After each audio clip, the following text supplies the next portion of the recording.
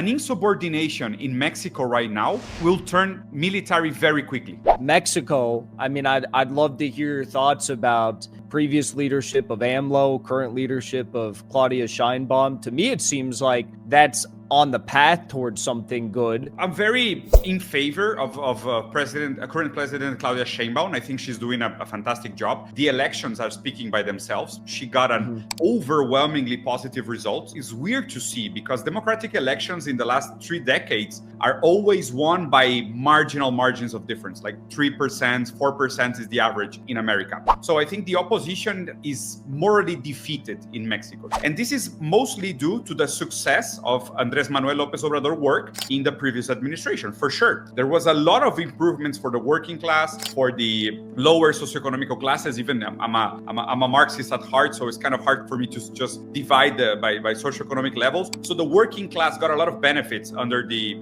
rule of Andrés Manuel López Obrador. But regardless, we do have to be critical by the fact that, for example, Claudia Sheinbaum won the elections, and a week after that, she hosted the CEO of BlackRock.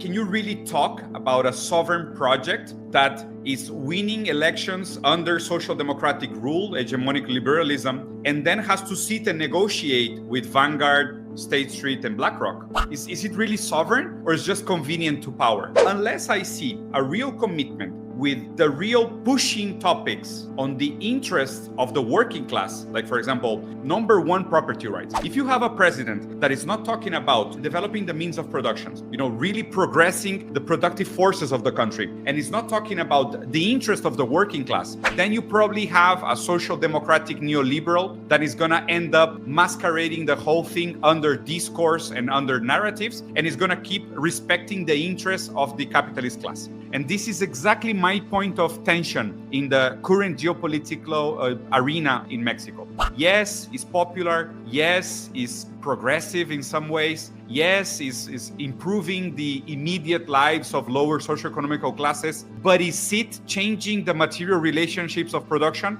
Not really.